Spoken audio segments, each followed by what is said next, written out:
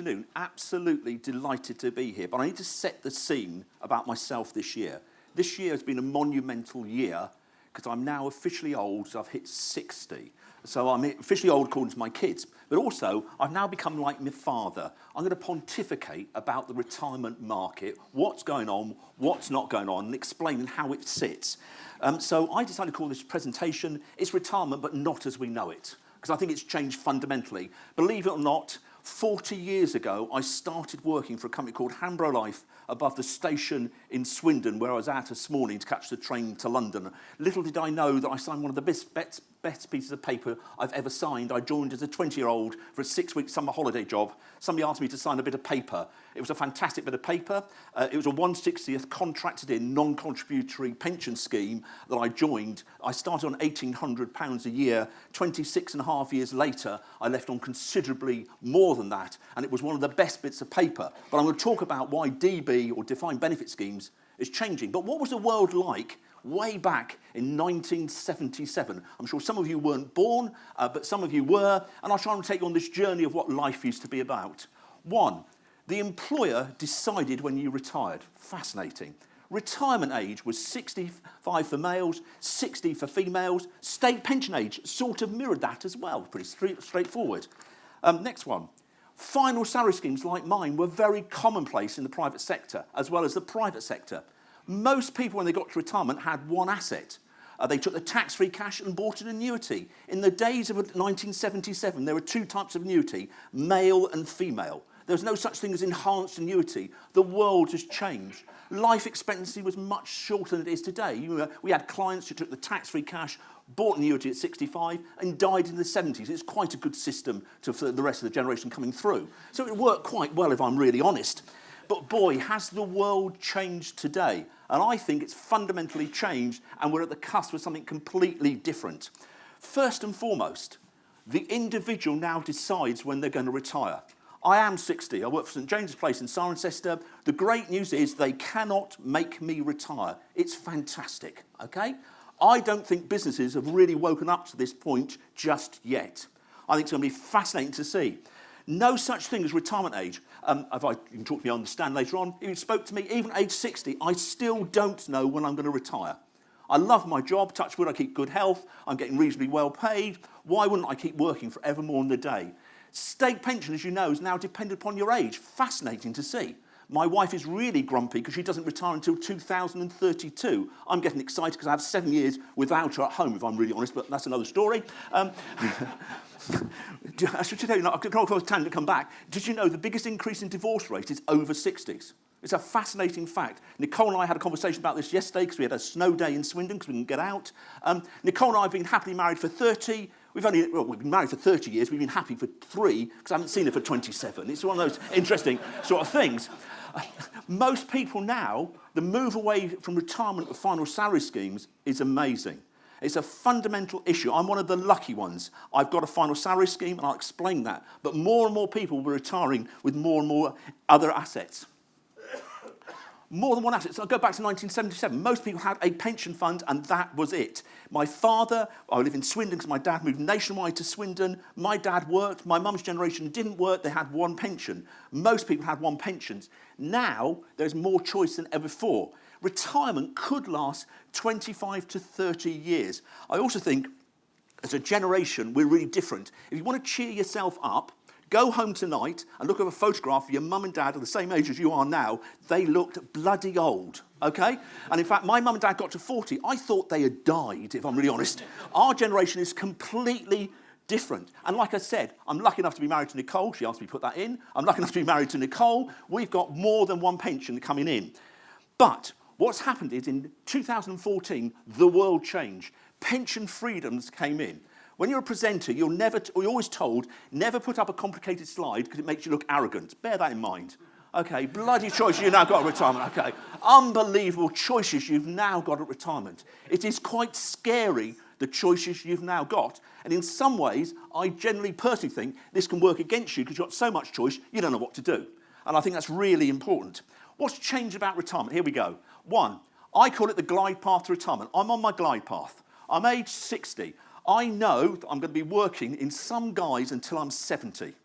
That's really clear. Now, what I don't know is how long I'm going to work full time. I've got my annual review. I don't know if anybody's still working. You have these annual reviews. As you get older, it's hilarious. I've been working for 40 years. I've had 80 annual reviews. I now know what's wrong with me, okay? Bear that in mind. We'll go through that. Oh, I didn't know that. Really great. Fantastic. So, my intention is probably to work full time for another 3 or 4 years. And I'm just going to then decide to work part time. I think retirement needs now need to be so, or income needs to be so flexible, it's unbelievable. And that's what's really changing. I call it, there's no such thing as cliff edge retirement. My father retired one day and never worked again. That's what they used to do. They used to try on a Friday, get the gold watch, that was it. And that's what Nationwide did in Swindon, okay? My dad, I'll put my mum's concept in because why it's so important. My father retired, unfortunately, through ill health, had a massive heart attack and died at 65. Tragic. My mum, bless her cotton socks, is 93 3/4. If you get older, you add the months back on. Trust me, believe that. She's still alive and well in Bournemouth. I phone her every day. Every day she picks the phone up. It's another day I don't get an inheritance, but I'm not too bitter about it at all. But my mum's got my dad's pension. Do you know what? My mum's pension is greater than my dad's income was when he's working.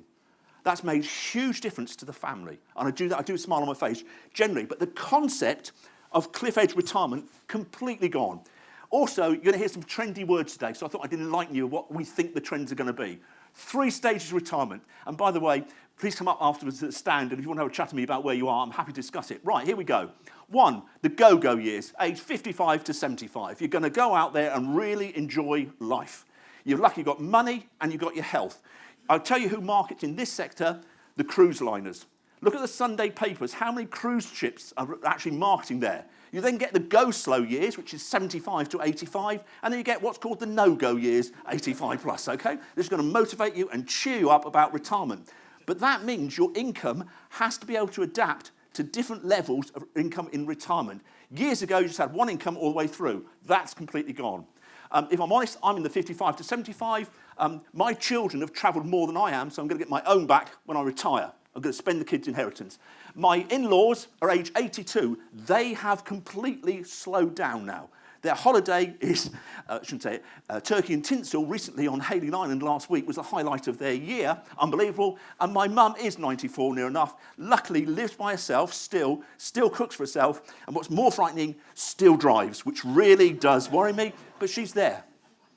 Last year we looked at the car, she did 200 miles in 1 year. We tried to explain to her that actually buying a taxi or getting a taxi would be cheaper. They won't. But I think it's really important because your income has to adjust. That's why having the right investment strategy and portfolios need to meet this. Next. This is the question I've been asked for 40 years. How much income do I want when I retire? Do you know what the answer is? I haven't got a Scooby-Doo. Why? Because everybody's different. And this concept it's all about you and what you need at retirement is really, really important. I've been talking to my wife about how much we need at retirement, and I'll come back to that. That's why I've got to work until I'm 70, if I'm really honest. She's got one idea, I've got another idea. She's right, I'm wrong. Typical presentation. Here we go. But this is also important. Going forward, what assets have you got that will actually create the income that you need in retirement? I started this presentation by saying most people had a pension in 1977. There is now an array of investments, be it pensions, investments, ISAs. We've got clients, and you will have or know people who've got £1 million in ISA funds these days. You've got buy-to-let portfolios. I'm sure some of you have got buy-to-let portfolios. In Swindon, the only properties that seem to be selling are properties to be buy-to-let, and I'll come back to that. Main residency. I think the biggest thing that's going to hit in the next 10 years is what I call active downsizing. My mum should have moved out of the bungalow in Parkston 20 years ago. She won't. And that's fine. She can stay there. I had a conversation with my wife because my daughters have now left home. I explained that we really don't need the house we've got. We could downsize it. It must be easier. I could release some capital, and that'd be really good. We're staying in the house, and we're not selling. Okay, so I got that wrong. I think a lot of people will actually have the issue of actually downsizing become key. I've got a really good mate of mine who spent 2.5 years in Newbury trying to sell a property because there's nobody coming through the housing market. Fascinating to see. Businesses, people have businesses, and I think people earn. And all this is going to create what I call income in retirement. And whatever income you want in retirement, I would agree with. Can I just put some caveats around that? It's based on a couple of factors. One, in my case, the mortgage repaid. Definitely right. Option 2, the bank of mum and dad is shut. That's more difficult. I'll come back to that a bit later on. This year, what we've seen, and I think is a fascinating conversation point, I can't cover anything in the time I've got, we have seen a major change this year and probably last 18 months where people, and some of you might have, the option of got a DB, a final salary pension scheme, and you're considering, should I move it? Should I move away from final salary and move it to money purchase? We, the guys on the stand, can talk to you about this. I call it, should I stay or should I go? Part of my redundancy when I was made redundant at Zurich, they were so desperate to get rid of me, they were very kind and said, when you're 55, Ian, you can take your final salary scheme pension without any penalty. So for the last 5 years, I've been in receipt of a final salary scheme, which has been brilliant. Please don't get worried about me, because all that happened, it came in on a Monday, on a Tuesday, it funded my daughters through university. The only bit it didn't go through Panama, if I'm honest, it's like money laundering, straight in, straight out. So when I did it 5 years ago, it wasn't appropriate for me to consider a transfer value. Going back to Zurich today, I know the transfer values they're offering would make me consider, and I do say consider, the option of should I move from a final salary scheme into a money purchase scheme. It is a massive decision. The guys on the stand can talk about it, but for me, I'm a pensioner. Love it. Absolutely love it. It's great fun, great fun. And by the way, if I'm really honest, as somebody who's been in the pension industry, I would never have had the pension I've got if I hadn't been in a final salary scheme. Fact. I think we mustn't understand that's a huge generation thing that's changing. But to me, pensions are all about tax planning. If you think when you get to retirement, how do you take your income and the assets you've got is going to be totally dependent upon your tax situation. So tax planning, I think, will have a massive impact on your income, and how you take your assets can make sure they last longer by using the tax breaks that are around. I think this is going to become more and more important, and inheritance tax planning, as I said, very, very key. This is a quote. I apologise, it's a bit small, I can't see it at the back. If you have a house and a pension fund, it would be more tax efficient to sell your house and live off the proceeds and keep your pension untouched. People have not realised how powerful these changes are. That was actually a quote from Ross Altman. Okay, that's theoretically. I don't think people will do it, but now what you've got is a pension fund can be one of the most important inheritance tax planning vehicles and a way of passing money down the next generations than ever before.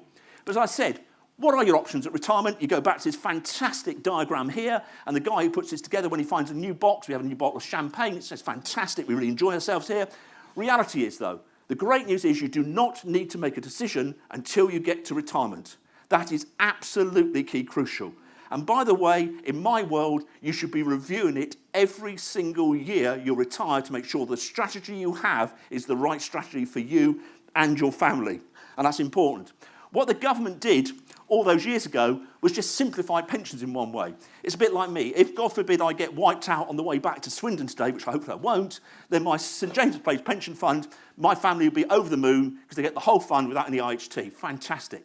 The key thing they've done, and I still don't think this is really be realised enough, is from 75, you can actually nominate who you want that pension fund to go to. Best example is me. Let's assume age 75, well, I die at 78, my pension fund, let's say it's 400 grand, I could nominate to leave half to my daughter, half each to my daughters, 200,000 pounds each. They could then draw it down and pay only income tax when they draw it down. It can be a very, very tax-efficient way to pass money down the generations. I just met a grandfather who's got a fund of £500,000. He's earmarked 100 grand for each of his grandchildren because when they go to university, they can use that money to help fund university. Can I just say, this is all preeminated by it's got to be right for you and taking advice at the right time. Next one, retirement planning is all about helping the generations. Absolutely right. Here we go. I've been helping the generations. Bank of Mum and Dad. Probably know, Bank of Mum and Dad is the top 10 in the top 10 of lenders in the UK today. Okay? This Bank of Mum and Dad had a fantastic opportunity. My youngest daughter, 25, is a newly qualified teacher. She decided she'd like to buy an apartment in Swindon. I did a very good parent thing. I said, if you save 15 grand, I'll give you 15 grand. I thought that was fair. We've just recently bought a property in Swindon, which I'll explain in just a second. I put in 28 grand and she put in £2,000. Bear that in mind. But please don't worry, because I'm crap at negotiation, all right? Okay? Why did I do it? The reason I did it, and by the way, can I just say this is Swindon prices, not London prices. We could buy a two-bedroom apartment, two-bedroom, two-bathroom, for £147,000. She's got a mortgage of £117,000. The capital and repayment is £398 per month. To rent it in Swindon was £800. In my world, a no-brainer. And I think people are using pension funds today as part of how they help the next generation. I've been able to do it because of my DB pension scheme and the tax-free cash, so it's been really good. We're seeing more and more people doing that. You've got what's called the sandwich generation. By the way, I can get really motivational about this. That's because we got rid of two kids. I've now got three, my mother-in-law, my father-in-law, and my mum. They're still alive. My mother-in-law and father-in-law, if I'm really honest, when something happens to one of them, the other one's going to come and live with us. I'm reliably informed. I'm really motivated by this presentation. I can tell you a funny story, which I've probably got time to do, yes.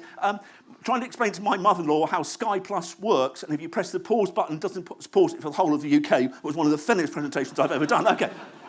But to me, if you think about retirement, you're creating assets. You're creating assets for the family. And I think that's why retirement has completely changed. We've dumped the word pensions, if you notice. We don't talk about pensions, we talk about retirement planning. I think there's going to be new products, intergenerational mortgage. I've taken one out with my youngest daughter through the Family Building Society because to make it work, not only do I have to deposit, I also have to be a guarantor on the mortgage. They're going to come, they're going to be more. By the way, intergenerational living is also a big thing. I'm just going to really motivate you, called the Boomerang Kids. They go to university and they come home again. Honestly, it is the most motivational thing I have ever seen in my bloody life. Okay? It's going to happen. And by the way, it's going to happen going up a generation as well. Because if you start thinking about the impact of care coming on, care is going to change, and we've got to understand that. Right, here we go. Right. This is key. Managing your money will be key to protecting the retirement that you want. I did this the other day. In my mum's retirement, she has seen interest rates as high as 15% and as low as 0.25%. There's a whole generation that have never seen double-digit interest rates. Most of you can remember it. 29 years ago, I bought a detached house in Swindon. There are some. I bought one of them, okay? At the time, interest rates went from 9% to 15%. And 29 years ago, I spent £900 a month interest only on that property. So retirement is a long way out. That's why your investment strategy has to be right to protect against inflation and potentially higher interest rates, which is a whole other story. What we do, how do we do it at St James Place? We manage about £85 billion worth of clients' money. I'll just quite quickly. What we try and do, what we do, we select, monitor, and change fund managers when appropriate. We sub this out. We do not have our own fund managers. We go around the world to make sure we have the right fund managers in place. We're continually monitoring them to make sure they deliver what they're supposed to do. We sit down and build portfolios for our clients. The guys can talk to you this on the stand. Here we go. Here's another one. This is just an array of, we literally are worldwide, some of the funds we've got available. And what we've got is some unique ones that are available in the UK through St James's Place. But all this is about helping you to make sure your money is managed in the most tax-efficient way and delivers the returns you want based on the risk that you're prepared to take. As you'd expect, where are we? I started, it's retirement but not always know it. Individuals are in control. I think that is going to be unique in the marketplace. As I said here, tax planning is clear. We've got no cliff edge retirement, fundamental change. Intergenerational planning is the biggest issue facing the government. I heard from somebody recently, the biggest thing they're worried about is how do they help the next generation get on the property ladder? Look at my daughter, she's lucky enough with our help to actually be able to afford a property. If we weren't there, she would have never been able to afford that property. Fact. Different states of retirement, you've got to manage your money. Where does that get us to? Retirement planning to me has always been about having the right assets in place at the right time to make sure they last as long as you last. Retirement planning would be brilliant if I could tell you when you're going to die. I know it sounds very boring, but I knew the date you're going to die. God, could we manage the money brilliantly. Okay. Next thing is award-winning. And I remembered coming in today on the train. About 30 years ago, somebody told me the 3 steps to financial planning. And do you know what? I refreshed them today, and they're most relevant today as they've always been. 1, spend less than you earn is a really good thing to do. And I'm sure if we are all honest, there's been periods of our time where that was not possible. 2, insure against disasters. If I get wiped out going back to Swindon, my family will be really upset until they find the file called the death file, because there's a file called the death file at home. When they look at the wills, then they look at my life assurance, and they realise Dad was good, but we can buy a new one with the amount of life assurance he's got. And 3, which is really relevant for today, only invest wisely. And to me, invest wisely means that at the end of the night, you can sleep. If it feels right, do it. If it doesn't, don't. So just about spot on time, a preamble through retirement planning. The changes that are going to take place are immense. On a personal note, I'm going to be around the stand with my colleagues and I'm disappearing. I'd like to wish you a Merry Christmas and a Happy New Year. Whatever investment decision you make, I hope 2018 is a brilliant year for you. Thank you very much indeed.